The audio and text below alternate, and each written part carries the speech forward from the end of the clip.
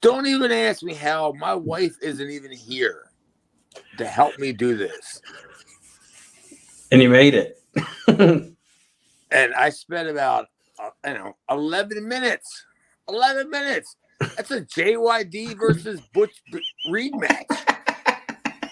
Like trying to figure out what do I got to get to put my, and then goes your name, my name. No, your name's not Chabu.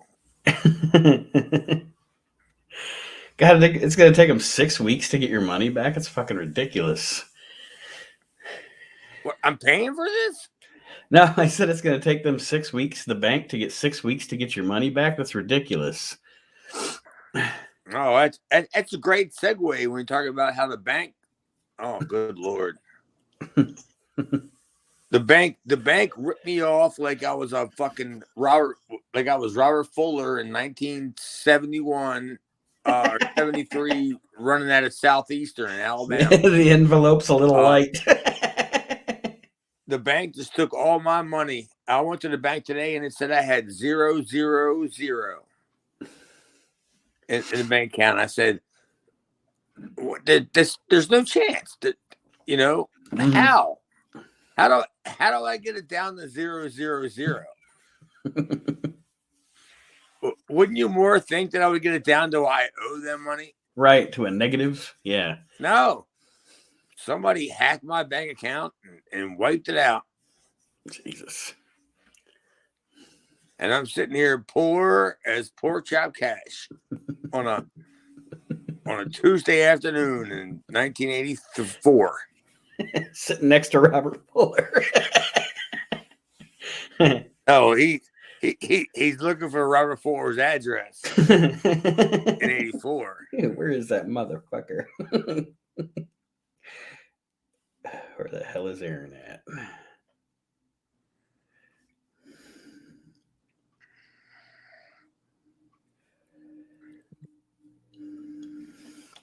Oh.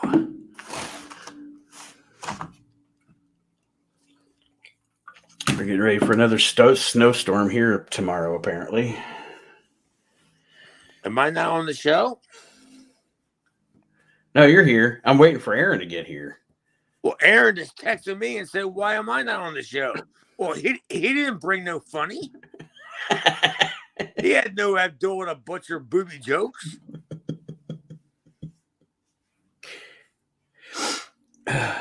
Nothing about Moondog Spot. Or Moondog Dookie, even. None of them Moondogs. Moondog Dookie. So we're still waiting for him to get back on? Yep. Well, come on. It's going to be a better show without him. So what happened? Tommy Cairo? Tommy Cairo or a bust?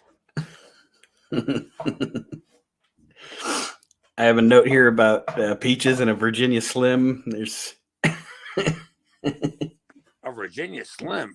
Yeah, I swear during that promo that her and Tommy did, she was smoking a Virginia Slim. It was the longest fucking cigarette I've ever seen in my life. Well, I hope she wasn't insinuating. Oof. And believe me, I don't know Peaches, so I can't even goof on her about that. So yeah, I don't know. But if I had to guess, she would need a Virginia Slick. I don't know where the hell he's at. I'm gonna start without him if I have to. Yeah, we don't need Aaron. He brings nothing anyway. I'm the guy that Jericho steals all his fucking material from, so one of these days I'm going to go in public and tell him he stole my material from me like 1996. And he's still stealing it. To this very day. I think he is. I mean, clearly nobody's going to believe me. Everybody's going to go, oh, yeah, that's right. I go, dude, I told Chris Jericho that. This is how you should do it. You should, like, I think what I told him was to be like Paul Stanley. Mm-hmm. But that's before he understood the Paul Stanley approach to it. You know what I'm saying? Yeah. Like, you have to attack the crowd. Attack the crowd. Say, yeah. You know? And be everything they don't want you to be. Oh, believe me, I'll never get the credit that I deserve from this. I'll never get it. But it doesn't matter, because to me, I know. I know. You know? Mm-hmm. Like, I taught Raven. Not that I taught Raven. I gave Raven a lot of great ideas. Like, he would have never, ever said on TV, on national TV, for mind you, the moss covered 3 handle family credential. He would have never have said that if it wasn't for me telling him how I watched The Grinch Stole Christmas. Because he had never seen it. He'd never seen it? And he stole it. Like, it was, you know, maybe I could be a writer. How does someone go their whole life and never see how the Grinch Stole Christmas? Well, I have no idea how Raven lived his life. and nor do I want to know. I'm sure there's naked guys involved. Has to be, right? Has to be. Where the fuck is my brother at?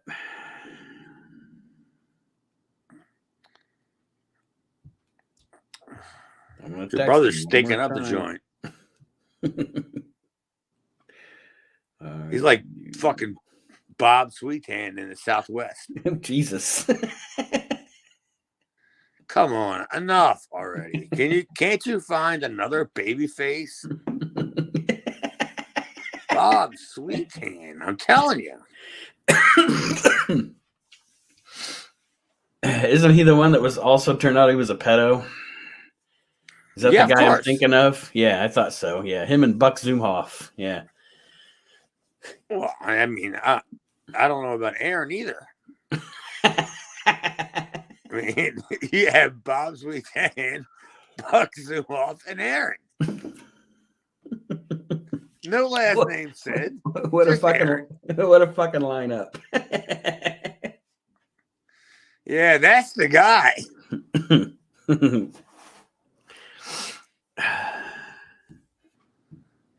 I'm still trying to find somebody who has some.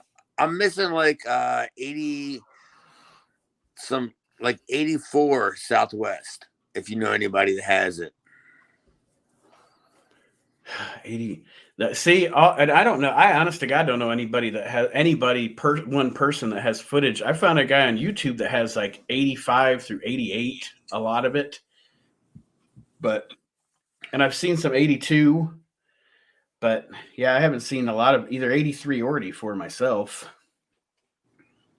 I've seen enough, but I just want to see more. I want to see more of the spoiler. I just bought like 5 years worth of Georgia. You know, that's a territory, honestly, that I have not seen a lot of. So I just bought like 5 years worth of that I'm going to start just watching. Now? Yeah. Well, not just now, but a couple weeks ago. I could have sent you the whole entire thing for nothing. How much you pay for that? Like $35. Oh, come on. It would have cost probably $14 for me to mail it to you. I was actually mentioning that. You mentioned last week when we were doing the show that you had, like, you made tapes of just stupid shit, you know, like bad stuff that like bad wrestling and bad promos and stuff like that. Do you have any of that stuff laying around? Dude, I have everything. Nothing goes away. Because I would love to see one of those. All right, so you want one of my wrestling's cheapest matches? Yes, that's what it was. I can make that for you. I got plenty of them. Well, Aaron's not answering me, so I say we just go ahead and go. Or unless you want to try and wait for him longer. I know you probably want to watch Dynamite. Yeah, oh yeah, I'm recording all of this. It's not our fault that Aaron don't know how to fucking work. He can't get his prepaid. What's he right down there at the Giant getting a 2-liter of grape soda? Trying to get online. Trying to get 20 minutes prepaid on his Nokia brick phone to get on the podcast. Yeah, I mean, what's trying to do? I think Aaron's the lemon head. What do you think? At this point, solid lemon head. Well, we're going to be discussing the episode of ECW from July the 5th, 1994 this week. As you have heard, we've been already having a little conversation, Chad Austin and myself. I am Nate Maxon. We're waiting on Aaron to show up, but we decided to get this show rolling without him, and I'll see what the hell's going on with him. But I was going to let him make the announcement on the show, but since he's not here, yes, he did the poll, Chad, as you saw, whether or not Dory Funk is a lemonhead. And actually, Aaron won. The viewers, the listeners voted, and they voted that Dory Funk is indeed a lemonhead. Yeah, but he had like 4 people. It was Archie Mitchell under different addresses. There you go. I got it in. Archie Maxon, Aaron Mitchell, all these different names. There he is. Aaron, we started without you. Well, I never got a link. And you said 7:30. Are you 7:30? Well, anyway. Aaron, are you just now joining us? Yeah. Oh, that's fantastic. What are we doing? I mean, I'm glad you take it seriously. I mean, you know. Well, the half a dozens of listeners that listen to this, they're waiting for you. You're the star. No, I'm not. So what are we talking about? I mean, well, we were just discussing the results of the Lemonhead voting. Oh yeah, Dory's a Lemonhead. It's official. 8 people. No, I think the poll's a little skewed. I think you intimidated the jurors on that. Yep.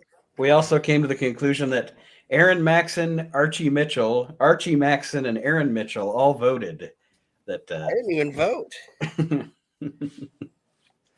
Isn't Archie Mitchell in Top Flight?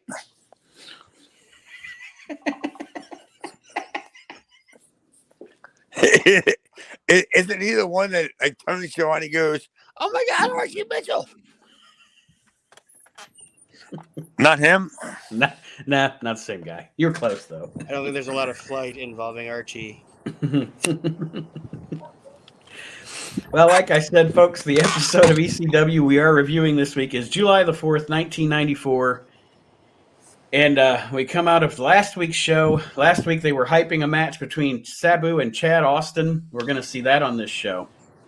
And much, much more. We start the show with the Funks and the public hype for the Public Enemy Funks match, Barbed Wire, July 16th at the ECW Arena. And then they show a promo with Terry and Lemonhead putting over ECW in the mid-ring. Actually, Terry puts over ECW and Dory puts over Terry. Yeah. I mean, how do you not put over a territory like that, right? Especially a burgeoning territory that at this point, I think Terry's kind of committed. You know, he sees what he sees and he's. Oh, yeah. I mean, Terry was committed until the very end. As far as I know, you know, I don't know shit, but as far as I know, he was committed to the very end. And Dory was just like, that's right. Hey, that's my brother Terry. That's my brother Terry. Oh my God, man. I mean, didn't I say it on the last week's show when they announced it? That this was a highlight of my life, my career? He's like a corpse.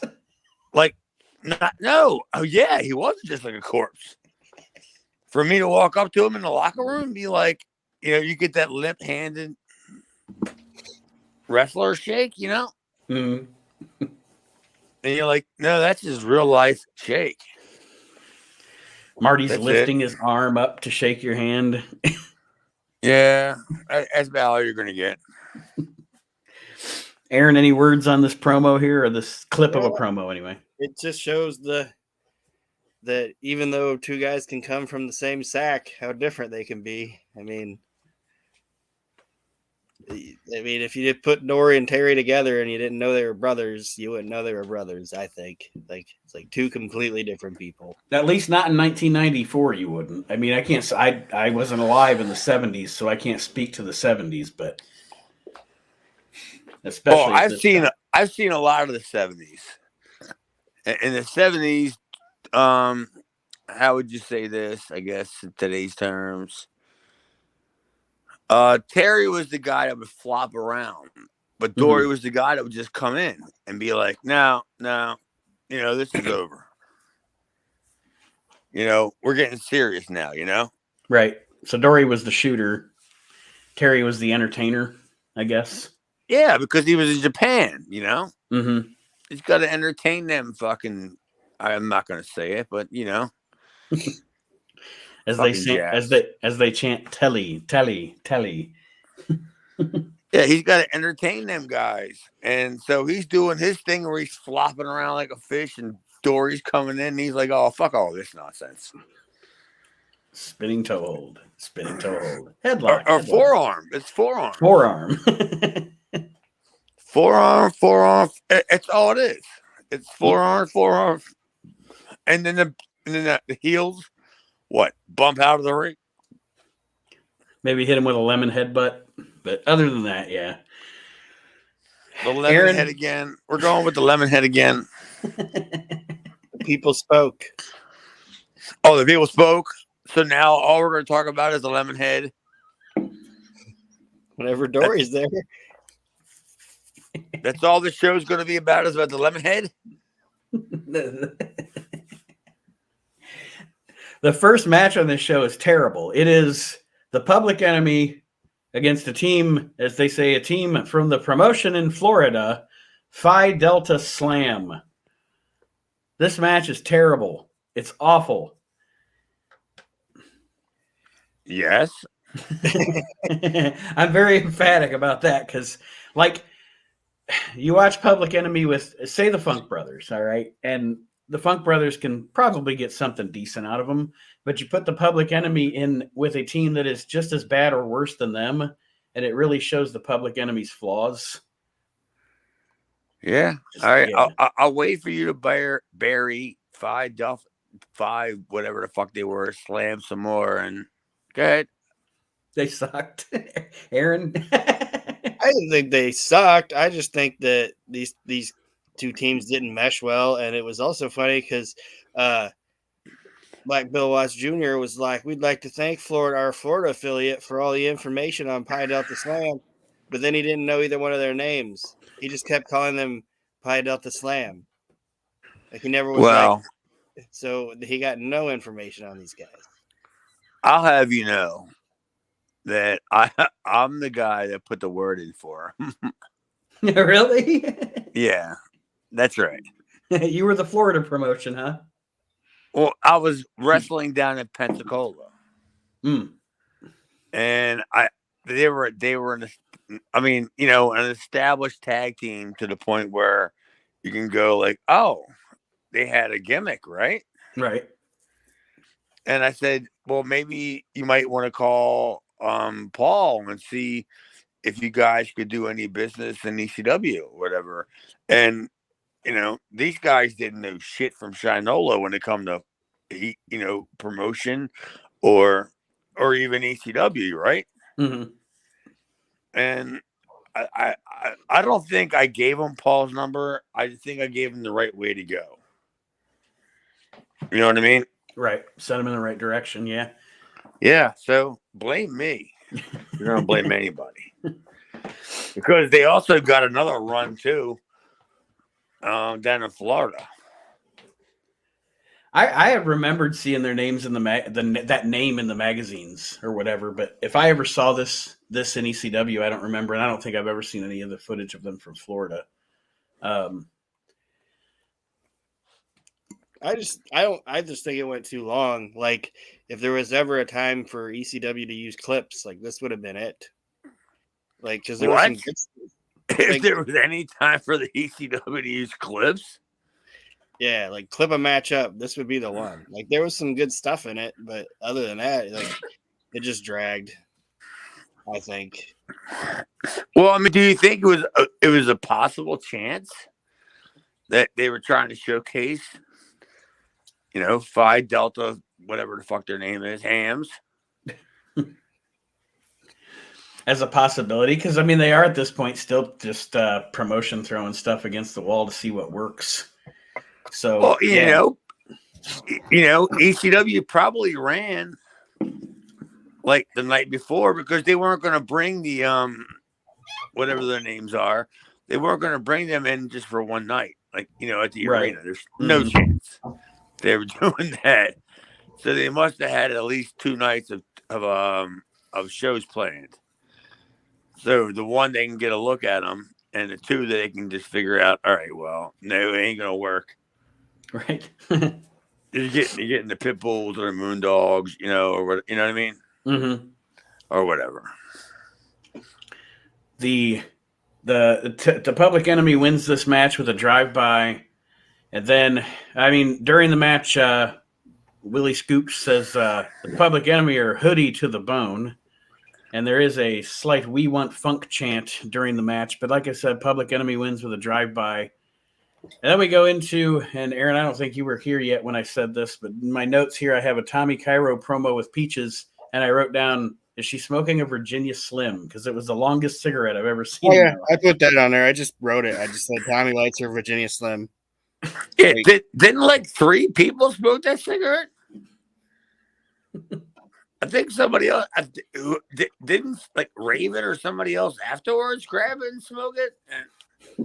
And I was like, it's the same cigarette. They're just passing it around. It's a Virginia Real Slim.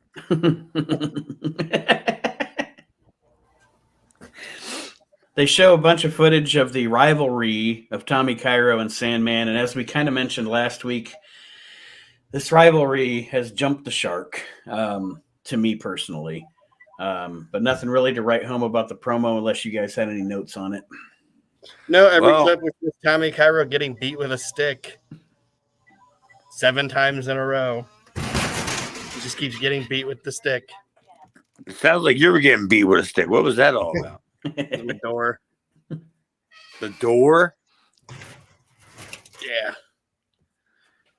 Where do you live? In a garage? What was that? Are you saving aluminum cans? Gotta eat somehow. All right, I'm just asking. I'm not judging.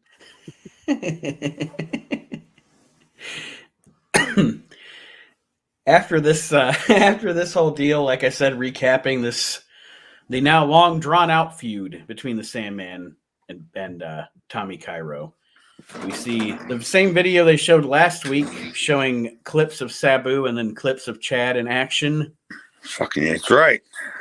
And then we get another video showing us that next week it's going to be the Tasmaniac against Superfly Jimmy Snuka. Well, the one the world's been waiting for. And they're going to try to outshadow us. Come on. Bunch of savages. I know. I mean, seriously, come on. They're going to put on a Savoldi classic. and they're going to try to push me and Sabu aside. I don't think so. Me and Sabu we had a oh, I'm sorry, I was a toilet. Is that a commentary on the match? Yeah, that was our match. Yeah, we had a classic. Well, we are going to get to that here in a few. But up next, the Pitbull number 2 is going to face Mikey Whipwreck. And looks like Aaron is frozen there. We have no Aaron at the moment, but we're going to continue talking about this thing. Well, I'm not even sure if I even saw the whole thing. Was that a real match? Yeah, well, yeah. And to be honest, one of the funny things I wrote down here was because I know I think we talked about in the past that, or at least you let me know, because I didn't know, that before this, Pitbull number 2 had spent some time, incarcerated. Let's just put it that way. Yeah, I mean, that's not anything nobody's going to not know. Well, Willie Watts says here that the Pitbull has been in Germany for 3 years wrestling. That's what he says. That Pitbull number 2 has been in Germany wrestling. Nice cover up, I guess. And then we get into the match, and I thought the match. Well, no, that's not necessarily wrong. Okay. I mean, because both of them Pitbulls spent most of their time in Germany, and I have no idea why Anthony got locked up. You know what I mean? Yeah. I have no idea why Anthony got locked up, but Gary spent at least another year and a half in Germany, so that's not a work. Okay. Yeah, I thought that Willie Watts was just saying that as an excuse for why the Pitbull number 2 hadn't come along yet when Pitbull number 1 came into ECW. I thought he was trying to say that Pitbull number 2 had been in Germany for 3 years wrestling.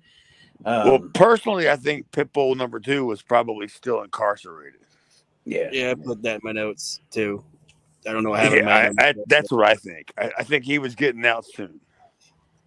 and wrestling was his only only avenue. I guess you would say that, right? Only avenue or only salvation, or however you say it in wrestlers' terms. because that's about that saved his life for a few years. Well, you can't fucking teach everybody, man. The Pitbull number 2 and Mikey here and again, this is effective. Pitbull number 2 looks like a beast, and Mikey's great at selling, getting the shit beat out of him here as they're having this matchup. Any notes from you guys on this one in general? No, I thought it was exactly what you should have been, right, Aaron? Yeah. Aaron? I don't know. Something's happening with my. No, you stink. You just have no opinion. But I thought the match, Mikey did a good job. I have an opinion.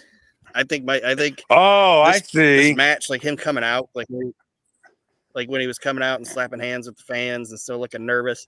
He even kind of sold when a fan slapped him on the back as he was coming out. He was like, "Ow!" That hurt. This was the first time where I really I think Mikey's finally starting to come into that even better into that role that he's in. Mm-hmm. Constantly looks like he's stressed out. Mikey? Yeah, looks like an unmade bed. His belt fits loose. He constantly looks like he's stressed out going to the ring. I wish somebody would just beat me. Well, don't you think that's the way he's supposed to look? Yes, and it's great. It's really good stuff, I think. Yeah, like I've always said, that would have been me, but I probably would have did. I don't know. I'm not saying I would have did it the same way he did it, but I probably would have did it a bit different because I wasn't a comic book kind of guy, like Mikey was, or is, or whatever, still is. Right. But I wouldn't have went that route with that little dragon shirt that he wears. I probably would have found some shirt that says I'm a jobber.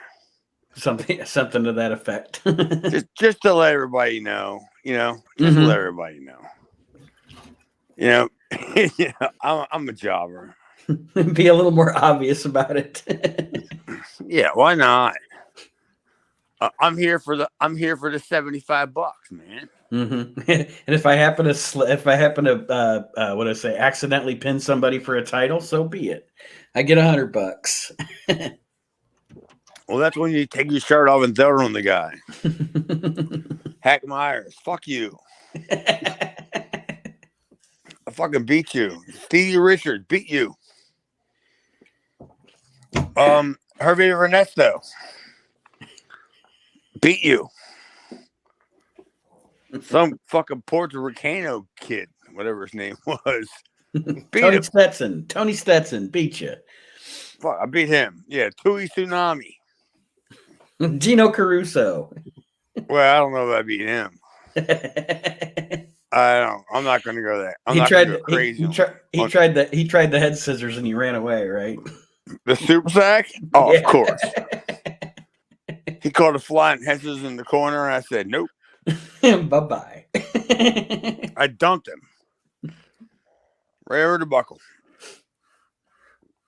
Is he able to do a leapfrog without injuring anybody? I don't know. We gotta ask who's the guy you wrestled the most? One of them guys that did like 4 gimmicks on a show. Dino Sendoff? No, before him. What's the guy? No, I mean it'll come to me and I'll post it in the group, the guy's name. But yeah, it was somebody he would work like 4 times. They would all wear mask gimmicks. He'd be a Russian assassin number 4, Gino Caruso would be. You got a 10-match card. 4 guys are working. Yeah. in a tag team battle royal? And there's like 4 teams? Come on. Yeah, I worked so many of them shows. Like, what am I doing? I have to go out again. Like, what do you mean?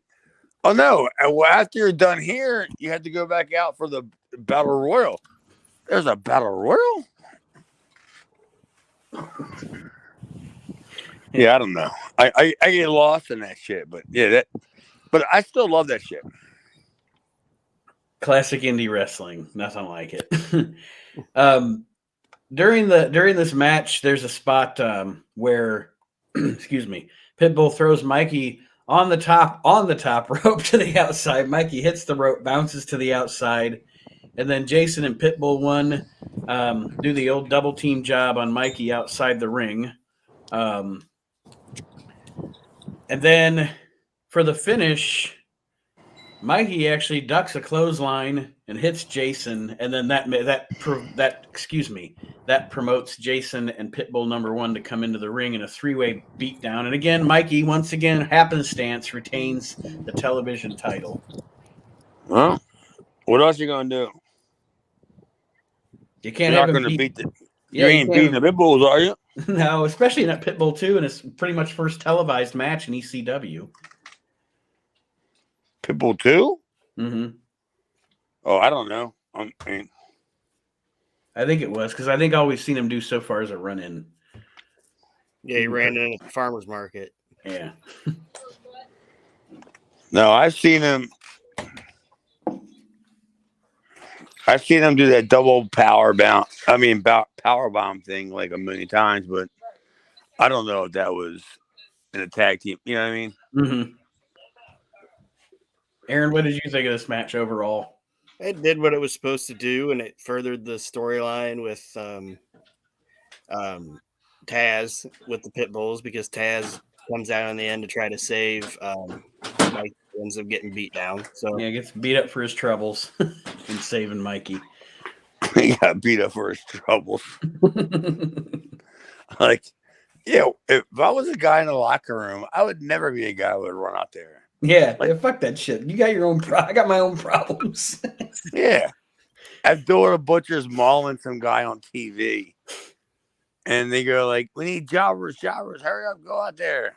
And then you get these guys wearing just pants. No shirt, nothing, you know. Or a guy wearing a shirt, no pants. and they get out there and they're trying to stop Abdullah Butcher, you know, like, come on, dude. Guy with shirt, no pants. I like it. Yeah, look at him. I mean, Gordon Soley. Where's And Gordon Soley's like, ah.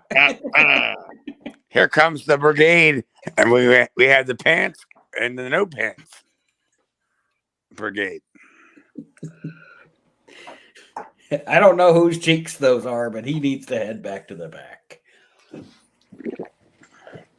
Yeah, I don't know about that either. Watch out for that fork if it's Abdullah the Butcher, too, by the way.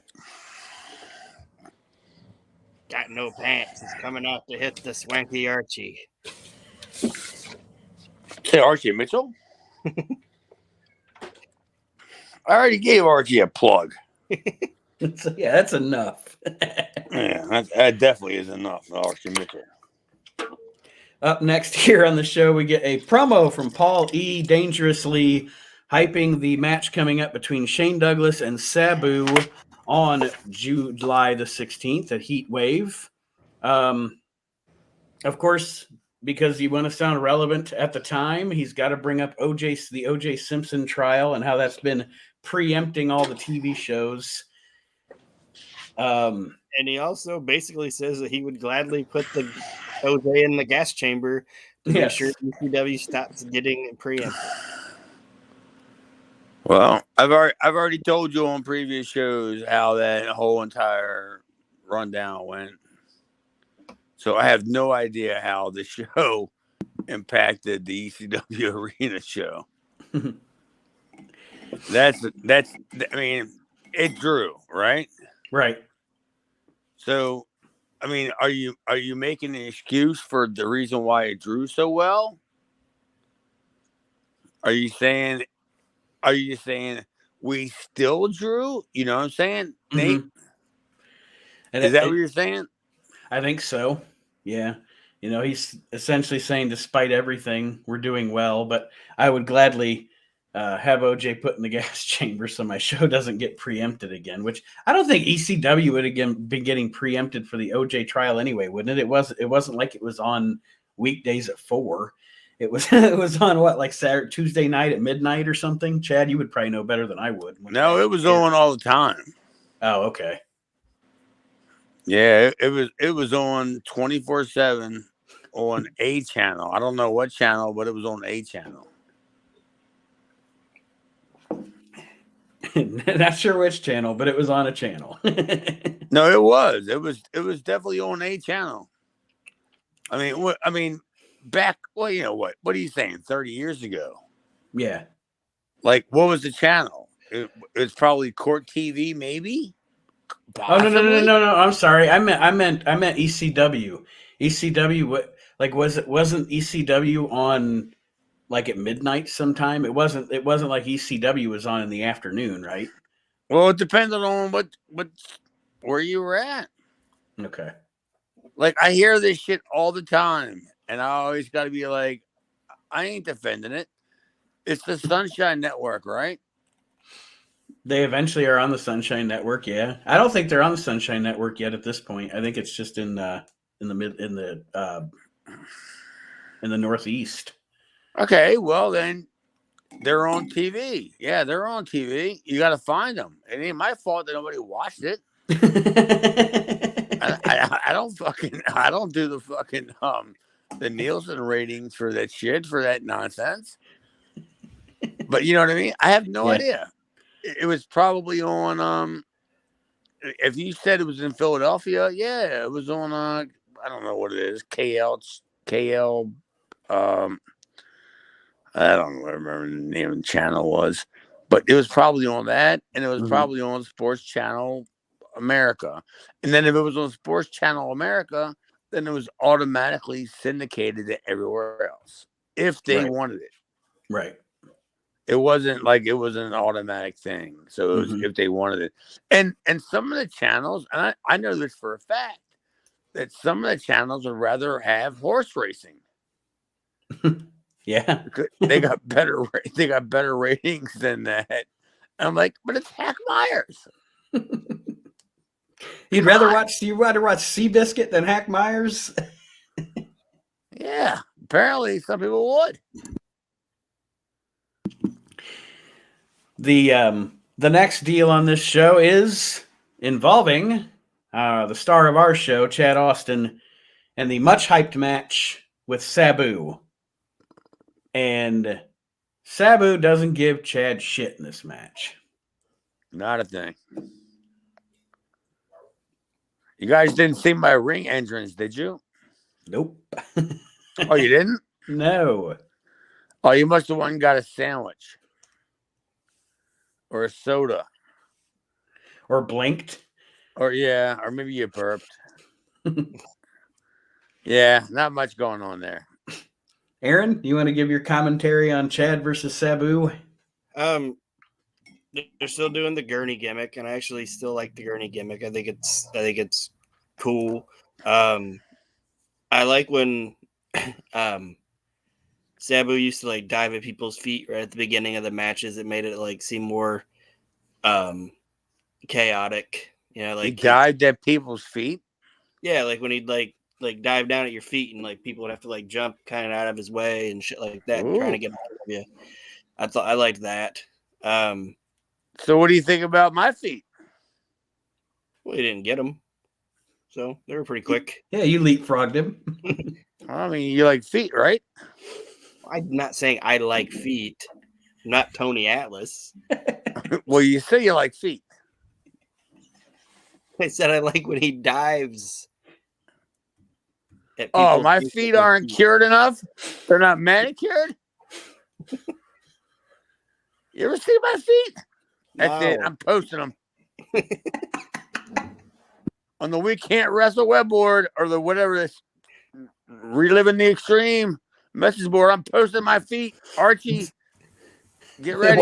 Watch out, Archie. It's the next poll is coming. Ew. Who's got better feet? Me or Archie? I'm sure you do, Chad. Does he even have feet?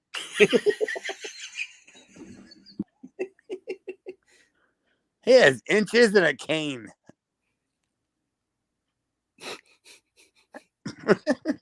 Am I wrong? I have a vision in my head. Archie's wobbling around with no feet and a cane.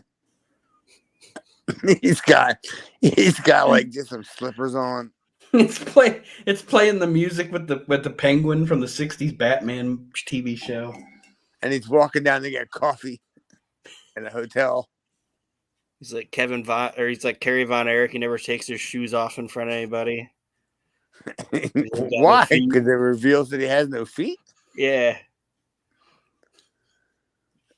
Well, why don't you take? I can just see somebody like Tony Ellis. Why don't you take your shoes off? Yeah, because I ain't got no feet. You ain't got no feet. You ain't got no feet. Yeah. How am I gonna lick them shoes? How you gonna give me a swanky Archie? I can't lick your shoes if you ain't got no feet. Well, this show's gone off the rails. Whatever. The match itself here, Sabu hits a nasty like tiger driver, I think it was, on Chad on this thing. That I guess we should get from the horse's mouth, Chad. What do you remember about this matchup? It wasn't much. Sabu booked it. Like we were never told like what the match was for, or what Paul wanted. Like Paul never like even the offense that I got was edited out, and wasn't even much. Like Sabu pretty much ate me up, right? I mean, because sorry, I didn't mean to cut you off, but from like I said when we started this match. Or started watching it, since I've never seen the unedited, I just figured, oh, well, Sabu gave Chad absolutely nothing on this deal. Yeah, he pretty much ate me up. And that dive to the table, he set me up for that one, man. Because if you realize the table was so close to the ring that when he went over, he just cannonballed me. Yeah.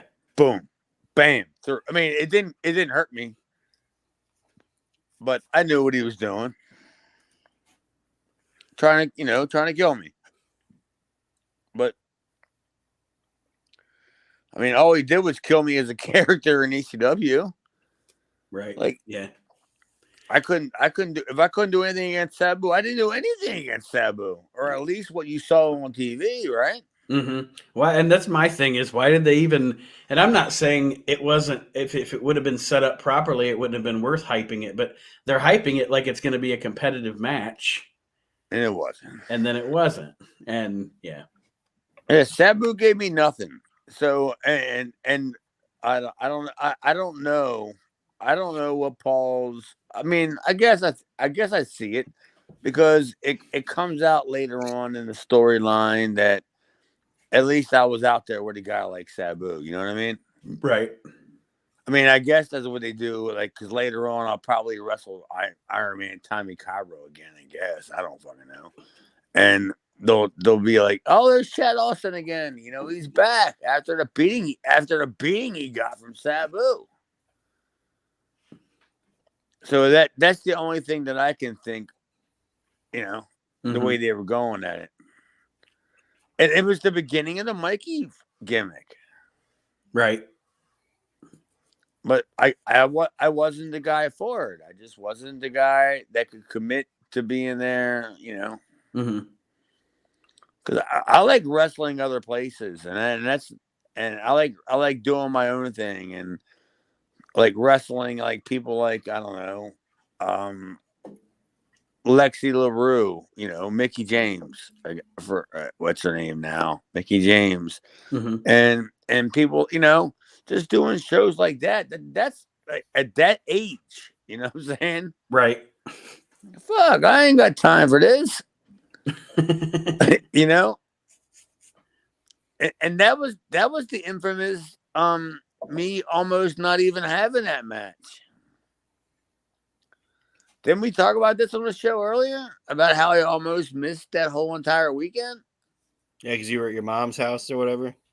No, I was at a buddy's house. Oh, buddy's house. Yeah, like that Sabu match almost didn't happen. I'm thinking, oh, I get to wrestle Sabu. Oh no, Sabu gets to wrestle me. Yeah, I guess I get to get wrestled by Sabu. Yeah, bamboozled by Sabu. Apparently, that's the way this is going to go. But you know, I mean, I don't know. I've heard, honestly, guys, I've heard different stories. That's at the time, Sabu was a dick because he thought that I was stealing his shit. And then as years went on, me and Sabu became buddies. And I don't know why me and Sabu became friends. How, you know, like, I don't know. I mean, I wasn't trying to steal anything. It was more of a, you know. But it was it was a time heals wounds kind of thing with you guys. Like, because I can't watch Sabu and watch you and see where Sabu would be justified in that you're trying to steal anything from him. You know what I mean? Like, I don't know. It's his character. His character and your character are totally different. No, our characters are way different, but I stole plenty. Oh yeah, I stole the Arabian leg drop. I stole that gimmick. Please, I stole. Yeah, I stole enough that he could hire an attorney. But yeah, me and Sabu have became friends like since then. And I don't know. I don't, you know, I don't think there's any problem. But yeah, I would love to have worked Sabu if Sabu would have given me a chance at the time. You know what I mean? And be like, all right, let's see what you can do. Work something at least semi-competitive. Because that's what I was looking forward to when I went into this, and that's not what I got. They're like, this is the battle of the high flyers. And it's like, well, only one of them's flying. No, and it wasn't me. Yeah, it's not my fault. I wanted it. It just didn't happen that way, man. Mm-hmm. And I totally wish it would have. Aaron, So any what's other? next? Is it one of the who are the mask guys, destroyers? Well, Sabu does win that match with a leg drop with a chair to Chad's face, and that's how that ends. Aaron, did you have any other comments on the match before we move along? Nope, just that I'd put that note in there. I thought it was a fucked up pile driver, not a tiger driver or whatever. But yeah, that's the only real note I have from it is that it looked super unsafe and Sabu. Yeah, it wasn't bad.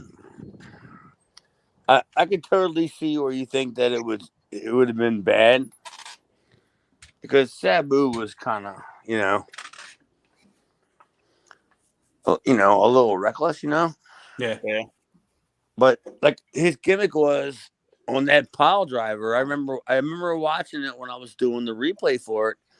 Is that he left his legs unspread when he did it? Mm-hmm.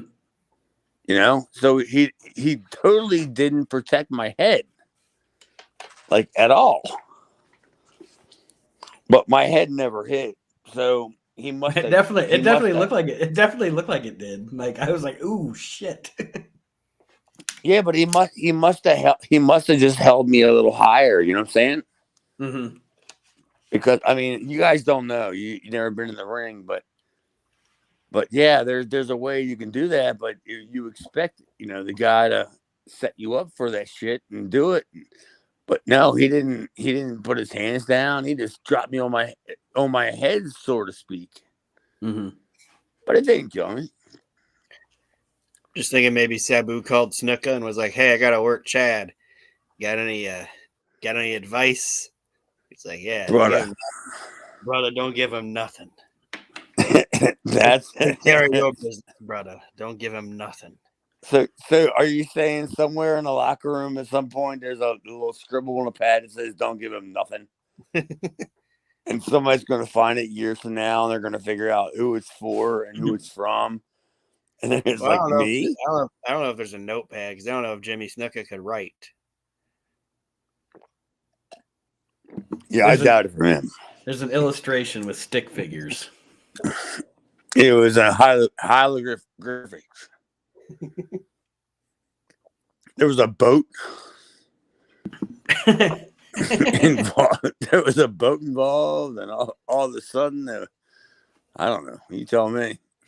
Jimmy dead women in a hotel room is crazy. I don't know how you do that on a piece of rock. Unless you take a piece of rock and you bash some girl over the head with it. I think he did. Maybe an ashtray. I don't know. A kind of cool effect that they did here, having Sabu and Douglas, as Shane Douglas is headed towards what's supposed to be a match with Tommy Dreamer. Him and Douglas and Sabu pass each other in the aisleway to kind of hype up their match coming up on the 16th of July. And then it is supposed to be the ECW champion Shane Douglas here against Tommy Dreamer, and it winds up not being a match at all. I had no idea what that was about at all. Was that just like a tease? It almost, what do I want to say? I felt like what they were trying to do, besides giving Shane a way to cut a promo, but they were trying to make Tommy look good because he gets jumped by Mr. Hughes before the match even starts. Shane Douglas knocks the referee down. Mr. Hughes beats up Tommy and gives him the sidewalk slam, and then Tommy kicks out of the sidewalk slam, even though there's not actually a match going on. So I think their intent was to make Tommy look good by kicking out of the sidewalk slam, but it all gets lost in confusion here, really. Oh, all right. That makes more sense. All right. Well, I mean, so Mr. Hughes is still there? Yep, he's still hanging around. Good Lord. How many weeks do we got to say this about these guys that are still there? I understand, like, they have Tommy kick out of the sidewalk slam, even though it wasn't like a actual match, and that's supposed to make him look strong because they're like, oh, he's the first guy to kick out of the sidewalk slam and the Superfly Elite. But then he gets beat up, and then during Shane's entire promo, Shane just stands on him. Yeah. Dude, Tommy Dreamer stinks. He does. I don't get it. I don't get it. That whole entire I'm a hardcore baby face. I'll take all that shit till the end. That I don't think that makes you like, hardcore. I don't know. I mean, I don't know what the fuck. What are you asking me for? I don't know. I don't work there anymore. Nobody does. Yeah, I'm just saying I don't get it, right? Mm-hmm. Do you? I get what they're trying to do. I don't know that it necessarily works. Like, I'll be honest, and I mean, we'll talk about it eventually, a couple of years from now or whatever when we get there. The only time that I've ever been a fan of Tommy Dreamer was when he was feuding with Raven, and that was more because of Raven than it was Tommy Dreamer.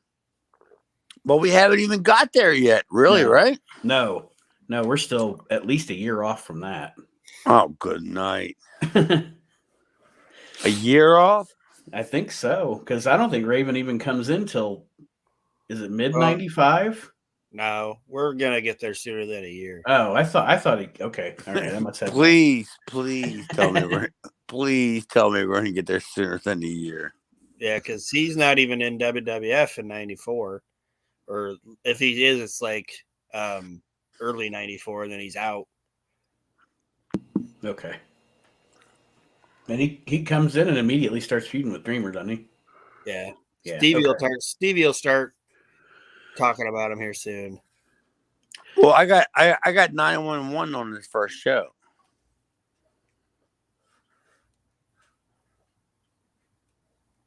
I mean, don't get all excited about it. Don't jump up and down. Then let me see here. Yeah, like Aaron said, Shane Douglas puts his foot on Tommy Dreamer's chest and starts cutting a promo about Sabu. Gut. You can say gut. His gut. And and he's talking about Sabu, obviously, the show coming up. He takes some shots at Ric Flair, and he mentions Bret Hart, but he doesn't take any shots at Bret Hart. How can you? I mean, I don't know. What are you going to do? What are you going to say? Of course, he said he alludes to the fact that Sherry's calling him behind Ric Flair's back because Ric Flair's old, and blah blah blah. And I was just looking it up. That's why I paused for a minute there. Raven's first appearance will be January 10th, 1995. So we're about 6 months away from Raven. How old was Raven then? At that point, I bet he was in his 40s. No, I bet you he was. Well, shit, he'd been wrestling since what, 88 or so? Let me see. He was born in 64, and this is 94, so you're right, he's 40. Or no, 30. I'm telling you. He's 30. He's 30, not 40. He's 30. No, he's 40. He told me he was 41 one time. And I don't know. Is that in his years? Raven has his own years like dogs and cats. You know, I'm 41 in my years. like what do you mean? Like I thought you were only like a couple years older than me. Maybe he just meant he felt 41. No, he told me he was in his 40s in the early 90s. Well, I know I watched an interview with him once, and he said that when he talked to Paulie on the phone about when he was supposed to come in, he was all fucked up. And then he hung up the phone and couldn't remember when Paul told him he was supposed to be there. So he just showed up the next week, and Paulie was like, "What are you doing here? You're not supposed to start for 2 weeks." And Ray was like, "Yeah, 2 weeks. That's right. I just wanted to come in and meet everybody. Like, that's when I'm supposed to start." Good Lord, Scotty. I don't even know what to tell you. We don't even have enough fucking shit for stories with Scotty. So overall, gentlemen, what did we feel about this episode of ECW? I thought I don't know. It wasn't great. Let's put it that way. Well, I'm waiting for Aaron because you know what I'm going to say. I thought it dragged. I mean, it doesn't really do anything. Nothing really advanced. They're trying to. That's the thing. Do you see what I'm saying, though? It feels like they're trying to do something, but nothing's happening. Yeah. No momentum. Mm-hmm. There's nothing behind it. Like all the angles. I mean, there's no, like, I don't know. The people aren't going banana, you know? Like this Heatwave pay-per-view, this Heatwave show needs hopefully to be the blow off of a lot of this shit that's going on, because a lot of these feuds are starting to get kind of like Taz and the Pitbull is worn out, fucking Sandman and Cairo Cairo's worn out. No, he's not. It just needs, some of this shit just needs to move on. Let's start wrestling other people or nobody at all. Yeah. Shit or get off the pot. You know, it's the rock and rebel routine. You've been rock and rebelled. It's like, is that like getting Rick rolled? You're rock and rebelled. Well, is he there anymore? God knows. Every time I say he's not, he shows the fuck back up again. So I'm not going to say it anymore. Yes, he's still there. He hasn't been. No. Rebel's done. I'm telling you, he's done. Well, I hope so. I know Aaron. He's not done. He's not done. He's done. He's got to be done. He's at Heatwave. Oh, good Lord. We're going to get to see the Rock and Rebel team with Hack Myers and face Bad Breed. Oh, good night. Really? Yeah. All right, sure. Okay. Is that next show we're watching? That'll be 2 shows because we'll watch next week's ECW and then after that will be Heatwave. So in 2 weeks, I got to watch Rock and Rebel team up with Hack Myers against the Bad Breed. Against the Bad Breed. Who are still there. They're there till they have their Taipei death match or whatever, aren't they? That nobody's ever seen. I was there and I never seen it. I don't think it happened. I think I literally think they went out there and just put their hands. I've seen pictures of it. Was it in the Japanese magazines? Where they put their hands in the glass and stuff? And they had pictures of them all juiced up. I don't think they had a match. Just a photo shoot? Yeah. That's exactly what I think it was. Ian was excited because he thought it was a tapioca death match. Oh, good Lord. Yeah, well. I'm not going to argue with that one. There's a taquito death match. I'm down for a taquito death match. He was going to have one of them battle royals where you're bringing a different flavor every 2 minutes. He's in a ring and it's tapioca, and I don't know how many flavors they have, Aaron, but you know what I mean? Like every 2 minutes, a new flavor comes in the ring for Ian. Banana cream.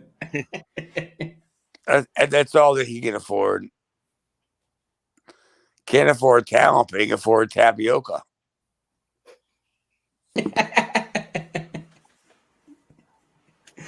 All right, folks. On that note, unless these 2 gents have anything else, we are going to sign off for this week on Reliving the Extreme. Aaron, Chad, thank you for joining me. You're welcome. Aaron. That's right. Thank you for reliving the extreme.